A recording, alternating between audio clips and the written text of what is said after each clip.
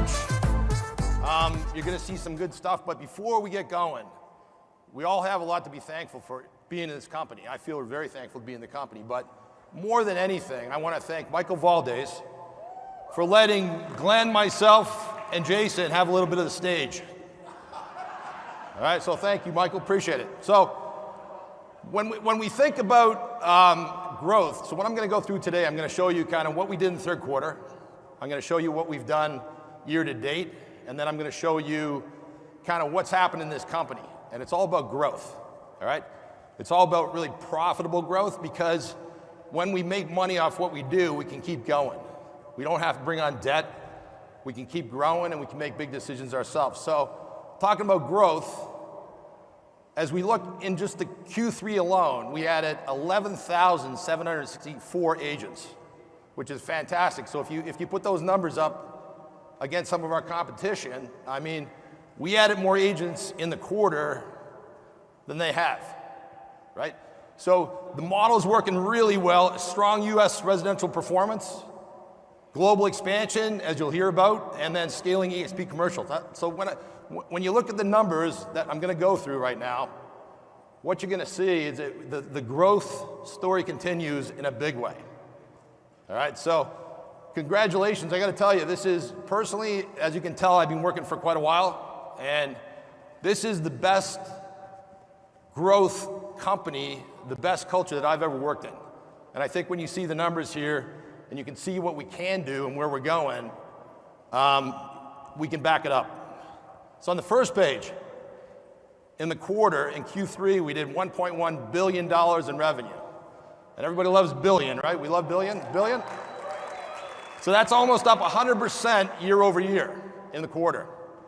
Our gross profit, which is the money that we make after we pay all our bills, was about $80 million, so up 70%. Net income was 23.8. So these are kind of metrics that we look at, the market looks at, 50 cents earnings per share, up 50% year over year. And then our adjusted EBITDA, and again, this won't be an accounting lesson today, but when we look at our business, we use this number, and it was 23.1 million, to see how we're really doing, because it really takes out all the non-cash expenses to the balance sheet, so to the income statement. So when you think back a couple years ago, I mean, there was a big thing going around that, you know, the company will never make it, it's not profitable. A big reason for that is because when we do stock compensation for our agents and for everybody, it's a non-cash expense that hits our balance sheet, our income statement. Apologies again. So when you take that out, that's really how we're going. 23.1 is really how we're going. And the big news and a really positive thing about being here is that the model generates cash flow. So we have, like I mentioned, no debt on the balance sheet. And we're able to kind of invest, give back, and do what we want to do because we control our own destiny. And we don't see that changing anytime soon. So this is a bit of an eye chart, but what I want to do is I want to take you through how we kind of run the business and how that results in the financials. All right? So we have two types of key metrics. One are operating metrics, and the second one is financial metrics. All right? So when we look at operating metrics, and you've heard Glenn say this a lot, we really use NPS to run the business. Okay? And our thought process is that if our agents are satisfied, if we're doing the right thing, if our employees are satisfied doing the right thing, then the rest of the stuff below this line takes care of itself. All right? So, and I was actually, just a quick story, I was talking to somebody from Microsoft the other day. And so what did you do? You started talking about how you used NPS, and so what did you do? Oh, well, we were at a minus 20. And then we did all this stuff and we got to a 30, right? We almost went suicidal in the third quarter, because our score went from 73 year over year to 69.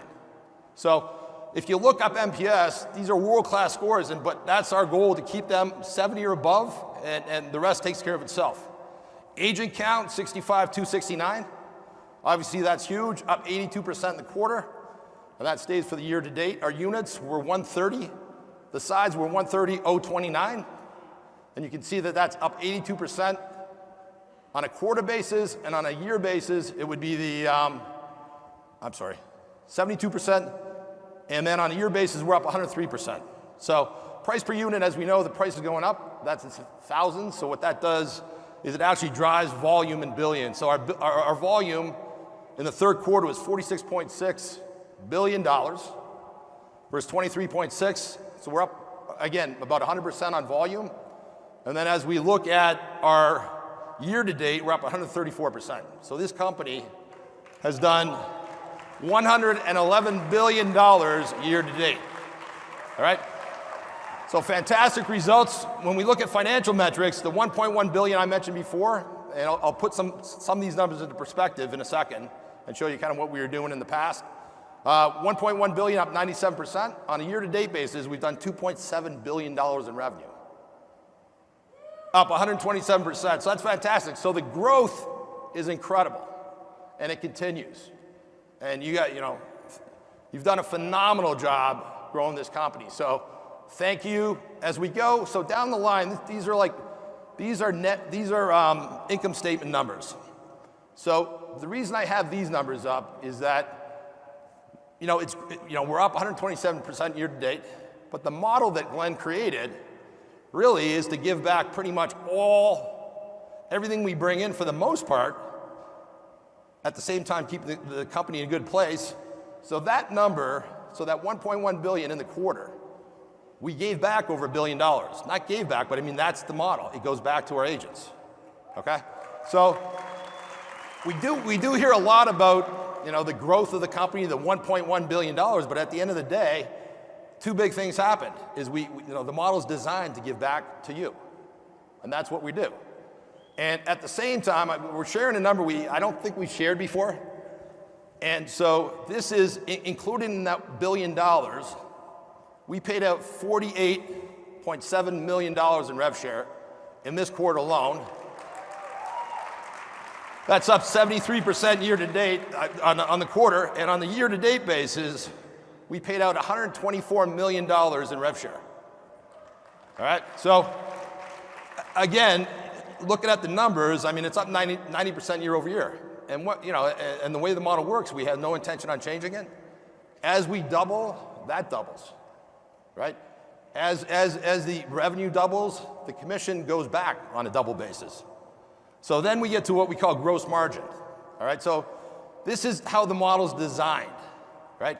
Is to give as much as we can back to the agents through commission, through rev share, through all sorts, stock, equity, and then we have some money left to run the company with, all right? And so our gross margin in the business in the quarter was 7.2%, right? So on purpose, and I mean, one of the reasons it's lower, traditionally it's been in the 9 to 10% range, and one of the reasons it's lower is because we got a cap at $16,000, right?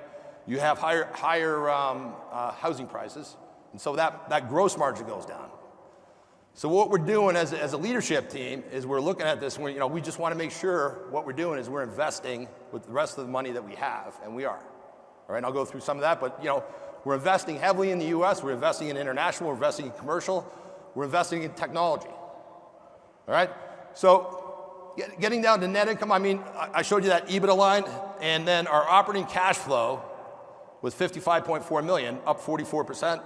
Operating cash flow was up 156. So that's what that is that's money from our operations as we run this business. This is the cash that comes back, and we do a lot of things with those cash, and I'll explain that in a second.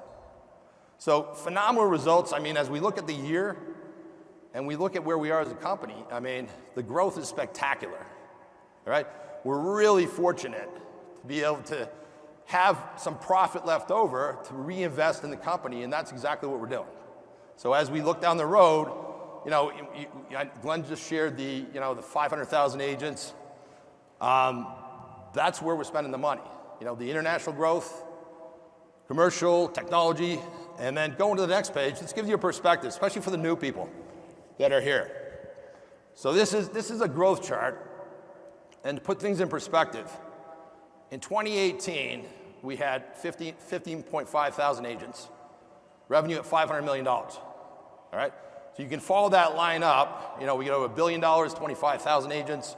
We go to 41,000 agents, 1.8 billion, and on a year-to-date basis, in 2021, we're at $2.7 billion in revenue with the 68,000 plus agents. So fantastic job. Like it's an incredible story. So thank you. A few things, some recent highlights, and you've heard in the press and you've seen, we've all talked about it, is that the cash dividend. And so that's more, some of our cash going back to our investors and most of the people that are investors in this room right now. All right? And the other thing it does too is it shows, unless you have that cash in your business, unless your business is healthy and you can generate cash to give out, right? And it's just another, another proof that this is, a healthy, growing business that is giving back to our agents and our investors. Established success, you're going to hear a lot about it. Glenn and the team is here. So this is, affiliated services. You look at these numbers, there's relatively zero contribution from affiliated services. So we've been so busy growing, and we've tried a lot of things, but we're going to get it right. And when we get it right, there's a lot more profit to go back into the business and then again share through different areas with our agents. Share buybacks, a few years ago, probably the biggest black eye we had was we were told, you can't dilute the company like you're diluting, putting more shares and more shares out. So we came up with a buyback plan 3 years ago, and really happy to say right now that we have offset dilution 100%. So what that means is that's really good for all of us in this room as shareholders, all right? So you own more of the company as we buy this back, or at least you don't dilute your ownership. So that's great news. Talked about this stuff. Our investing continues. I mentioned in Q3, we invested about $10 million in Q3, $25 million year to date in these areas. So domestic, realty, global expansion, commercial, technology innovations, Verbella's, you're going to hear about it more. I mean, it's been a phenomenal tool for us. And we continue to invest in it. Those guys are doing a fantastic job. A lot of technology investment going on right now, and that's going to get us to those numbers that we talked about. So, last page. Everybody talks about the stock price, all right? Everybody says, well, why is it, we get sometimes not so nice letters when the stock goes down. But you have to kind of put it in perspective, all right? And what I do is I look at valuations. And a quick story is when I came here in 2018, I looked at Redfin and I looked at us. And I'm like, what's wrong here? This doesn't make any sense at all. How could they be valued? I think at the time they were valued at like maybe $2.5, $3 billion.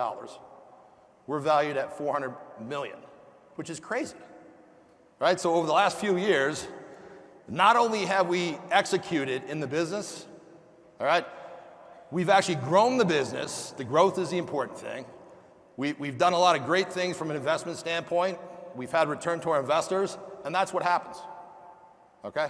So I can't tell. I look at the stock price the odd time myself, to be honest with you.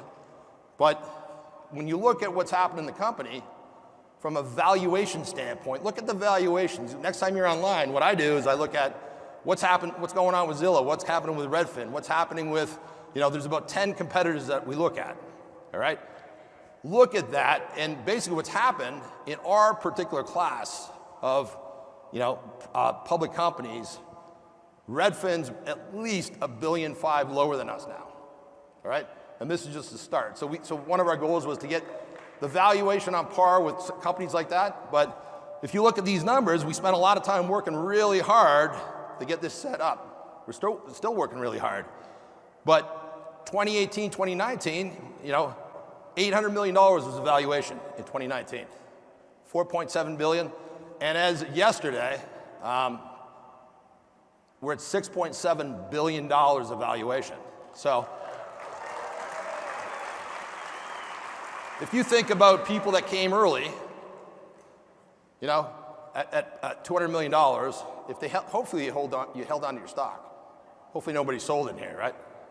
We're at $6.7 billion. It's a big deal. And I think we're being valued for a couple things. Our growth model, all right? And the second thing is that we're running the business profitably. And as you can see from the numbers I just showed you, we don't got a lot of profit in this, and that's the model. It's a growth model, all right? And and we're staying there, and that's what we want to do.